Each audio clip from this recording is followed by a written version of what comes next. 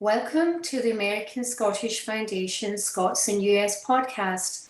I'm Wendy McEwen, guest host for this week, as we look at the life and legacy of Alexander Hamilton, one of the most important figures in American history, as one of the founding fathers of the United States, a statesman, politician, legal scholar, economist, banker, and military commander. Born in 1755, Alexander Hamilton's influence is still felt today, and his contributions to the development of the United States is legendary. We'll be joined today by Nicole Scholet, president of the Alexander Hamilton Awareness Society, and later in this episode by John Kinnear, architect and historian. And now, Camilla Hellman, president of the American Scottish Foundation, in conversation with Nicole Scholet.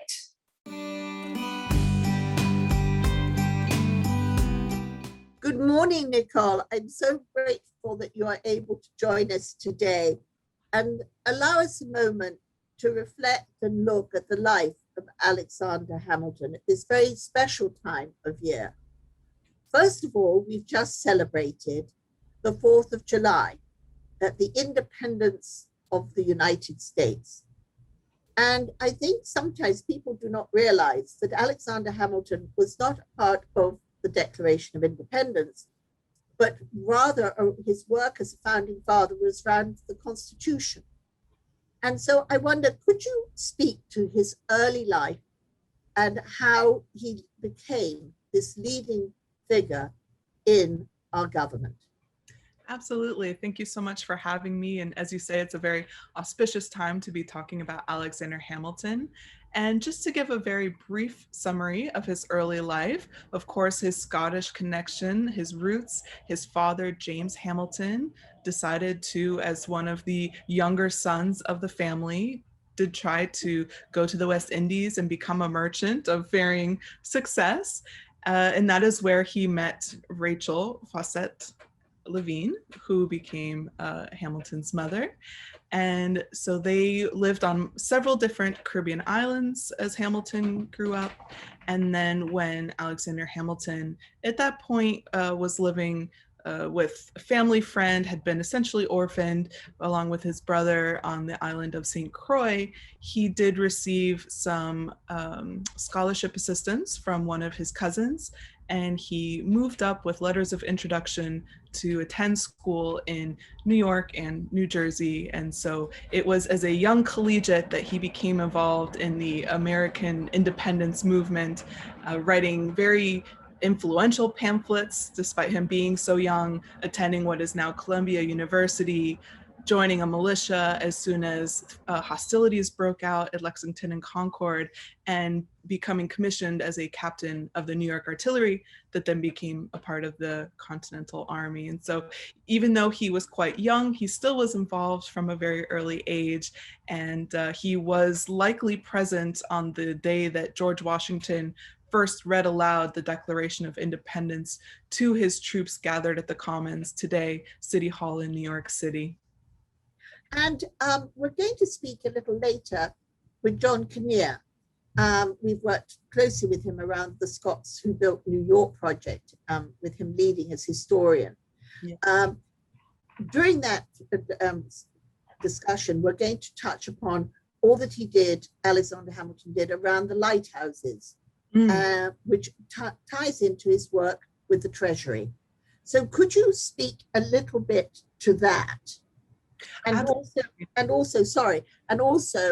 to his connections to Scotland, because I don't think people realize that he did connect back to his family, which for us as the American Scottish Foundation is very poignant, because we were founded by the Hamilton family. The Duke of Hamilton is our patron, and there are very early ties to the third Duke of Hamilton's fourth son, James. That's amazing. So to your question about lighthouses, Alexander Hamilton was essentially the first superintendent of lighthouses under the federal government, under the US Constitution. And so prior to that, there were a few lighthouses, but they were either locally or state constructed. And so Alexander Hamilton in actually one of the acts passed by Congress, he, as Secretary of Treasury, oversaw the construction of the very first federally mandated lighthouse. And then he also suggested and used his Coast Guard and what today we call the Coast Guard and his customs officials to study the coastlines and figure out where else there should be lighthouses. And so there is today what's called Hamilton's Light. And so he has such a unique and not known impact on lighthouses in the US. So that's great that John Kinnear will be speaking. Well, also, it was his awareness that this was so important to commerce. Exactly. And his work as the first Secretary of the Treasury, it really set up our banking system that we have today. And it all goes back to his Caribbean experiences and how he, working as a clerk for a international mercantile company, experienced from the perspective of someone, having to really deal with trade coming into an island, trade going out. And so he used statistical data analysis and really communication with people all along the coast to first start charting the coastlines and so much more. And so, Hamilton always looked at systems holistically. So a part of providing a strong economy includes being able to provide a strong mercantile exchange. And so lighthouses were certainly a part of that. So when we look at Hamilton, there's often a belief that he was not close to his family back in Scotland, but he was, in fact. And there are documents that show this. And after that, I'll touch upon how I feel it ties into the Grange a little bit. But maybe you could speak a little bit to that connection that you are aware of. Absolutely. So it doesn't seem that Hamilton had any connection with his Scottish family, with any of his father's family growing up, but it was later in life, after he had already established quite a name for himself. He'd already at this point retired as Secretary of Treasury and had resumed his law practice in New York City, that one of his uncles, so one of his father's brothers, reached out to Alexander Hamilton in a letter, and that opened a really beautiful family connection that went beyond just correspondence. Alexander Hamilton actually hosted one of his first cousins in his home. He helped that cousin become commissioned as an officer in the US Navy. Another cousin was caught up in the French Revolution and had been imprisoned, and Alexander Hamilton actually reached out to Talleyrand, who was a French minister of great influence, and through Alexander Hamilton was able to get his cousin released from prison.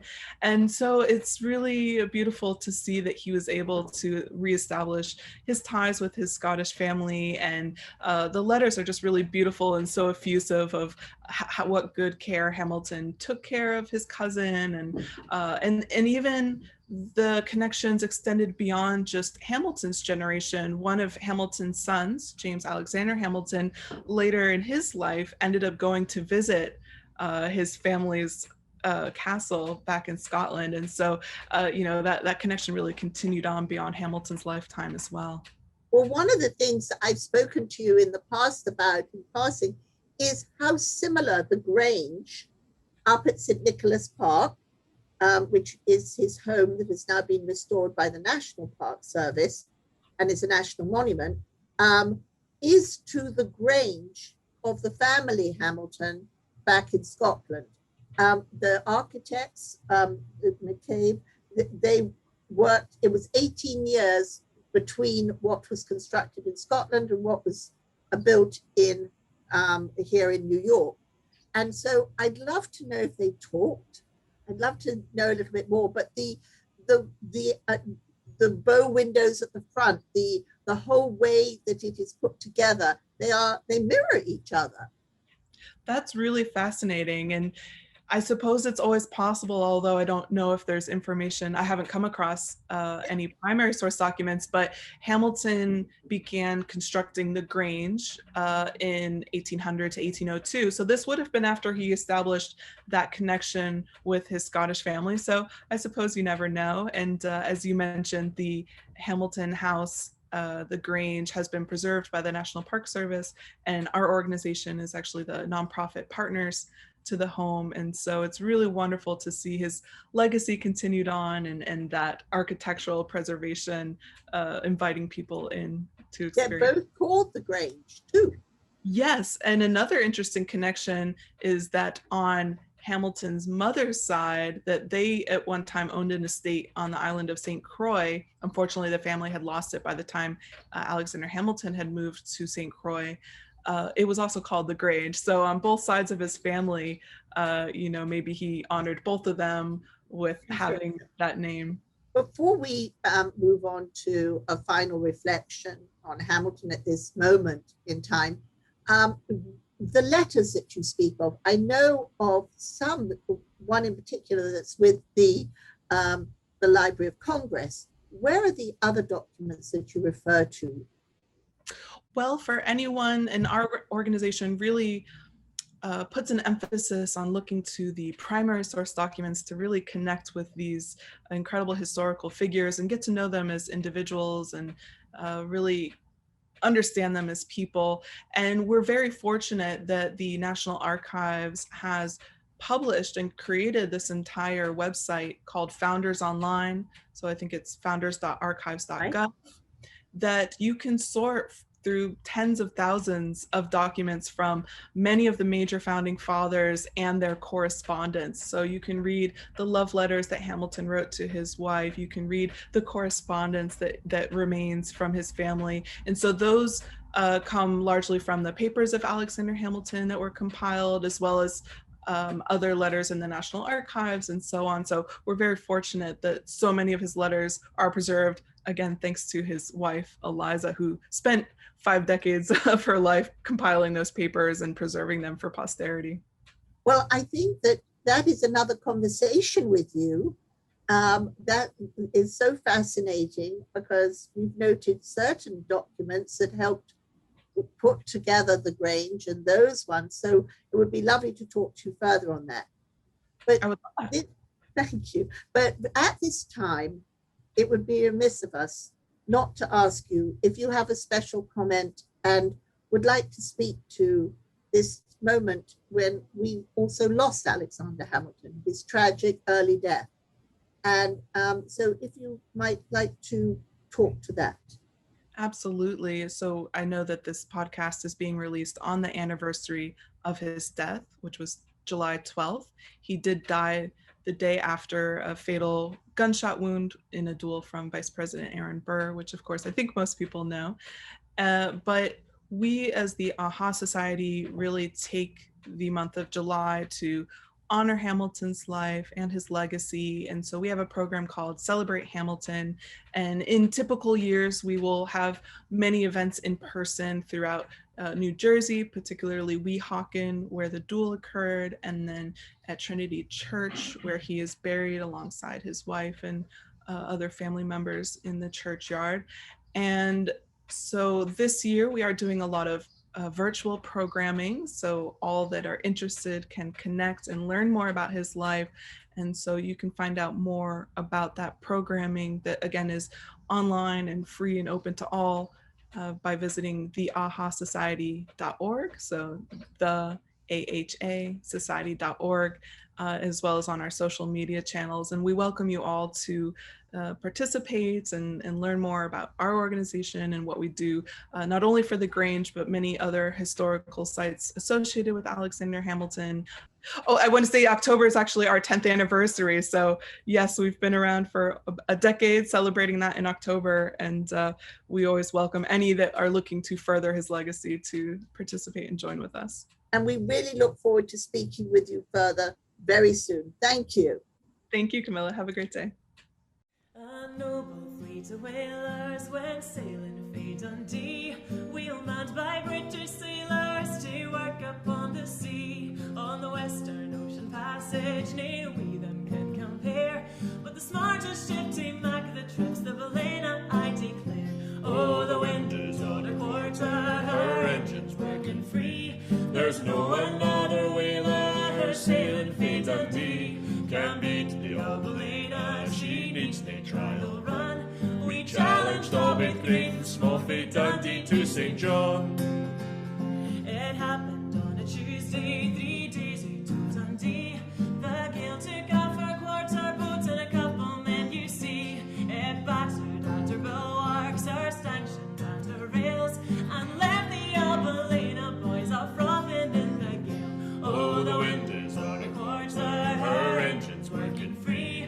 There's no another whaler, her sailing fate Dundee can beat the Albalena, she needs nae trial run.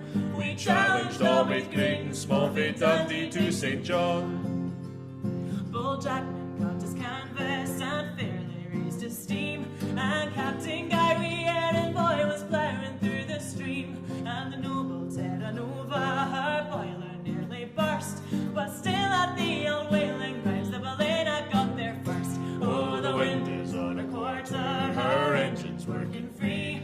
There's no another whaler, her sailing fate Dundee can beat the Albalena, she needs nae trial run. We challenged all with great and small fate Dundee to St. John. And now the season's over and the ships have fair a while, are flying dripping points for home towards our native soil. And when that we have landed, boys, where rum is very cheap, we'll drink success to skipper's health, forgetting us are the deep. Oh, the wind is on a quarter, her engine's working free. There's no another whaler, her sailing fate Dundee can beat the Albalena, she needs nae trial run. We challenged all with great and small fate Dundee to St. John.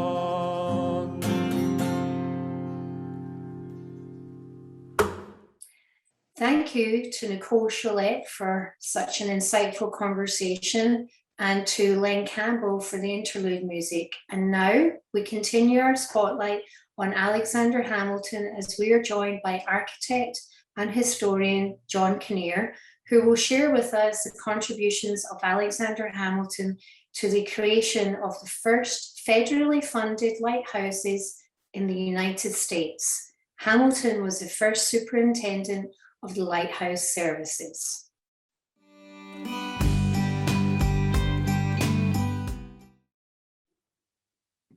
Good afternoon, John. Thank you so much for making time to join this afternoon and take us a little further on our journey with Alexander Hamilton at this time.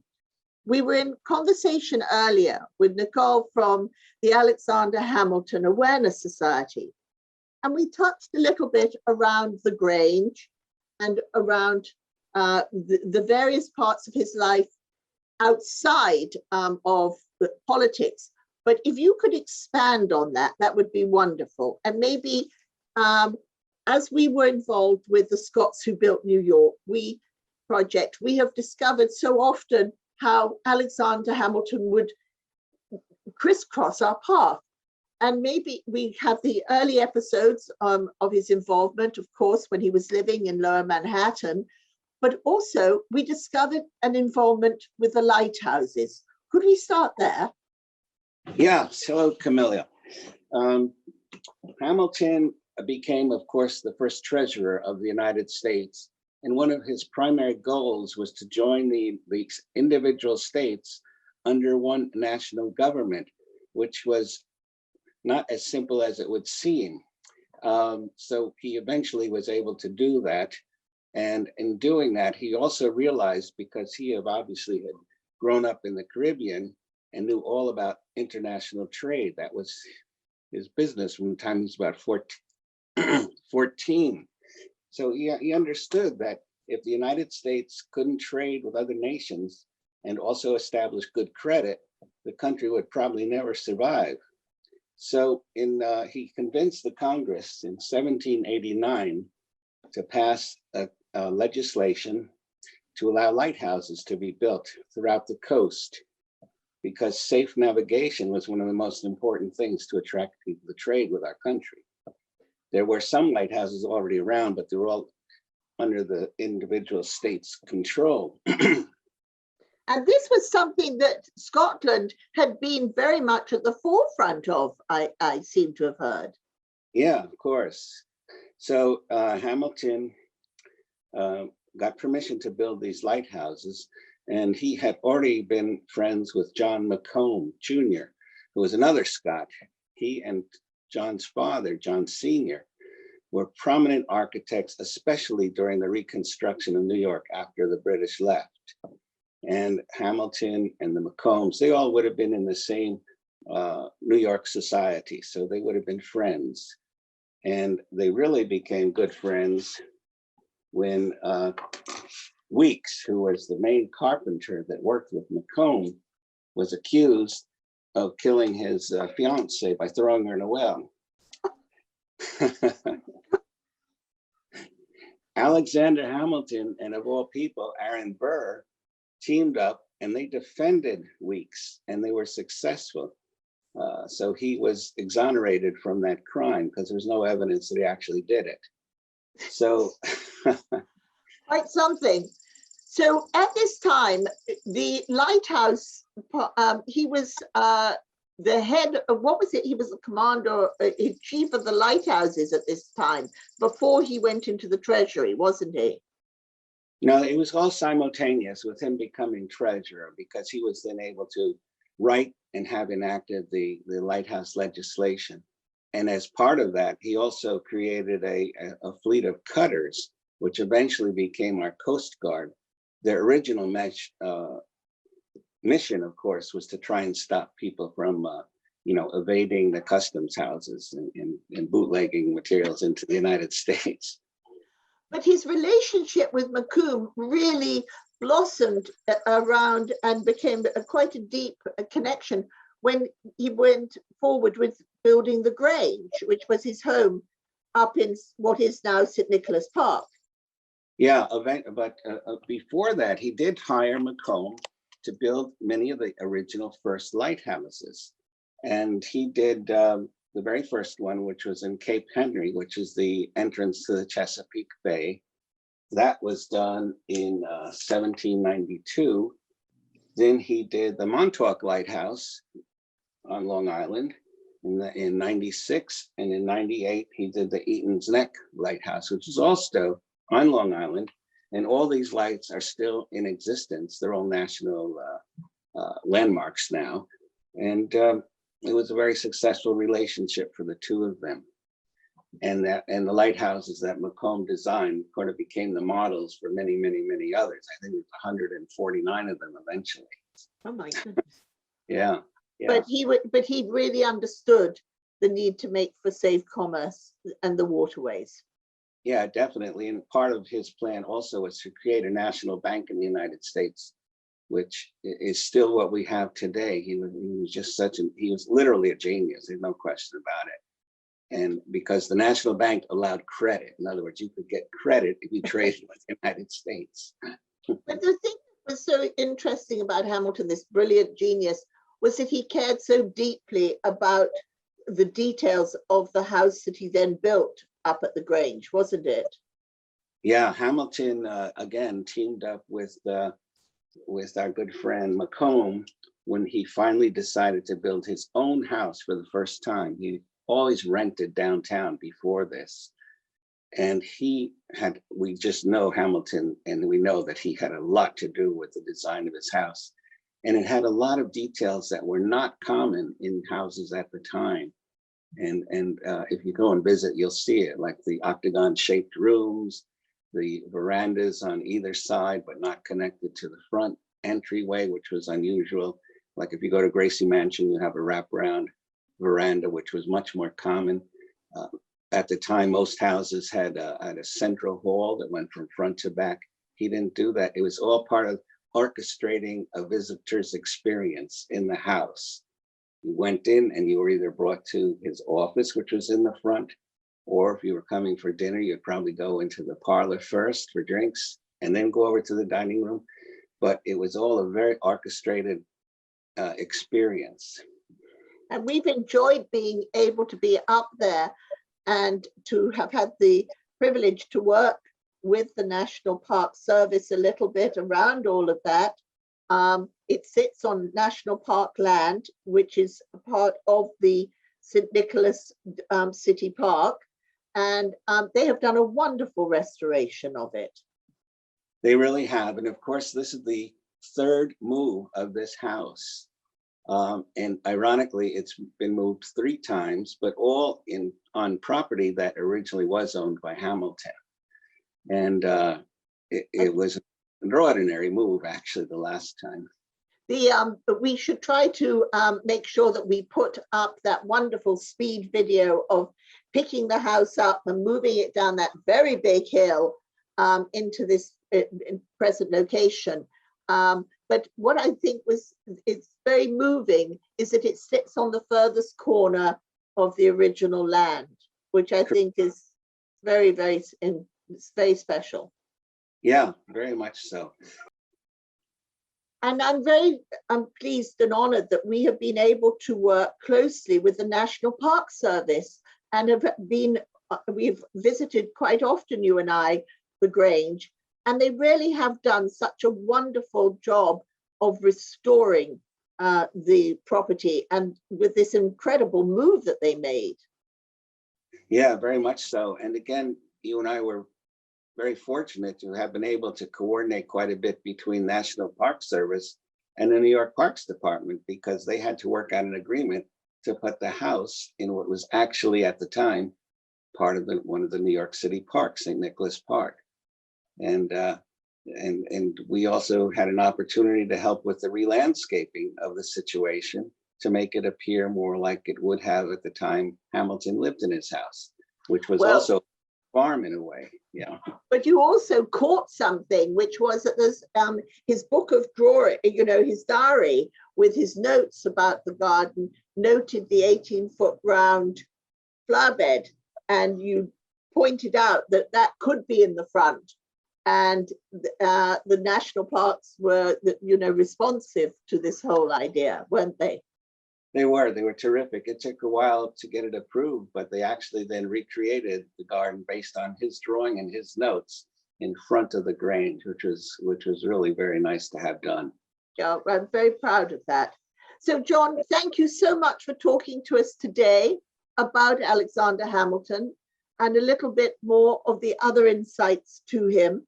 And we look forward to catching up with you around other parts of the Scots Who Built New York project, which you lead on and guide us through. And so thank you today. Well, thank you. I've enjoyed sharing some of this information with everybody. Take care. Okay, bye.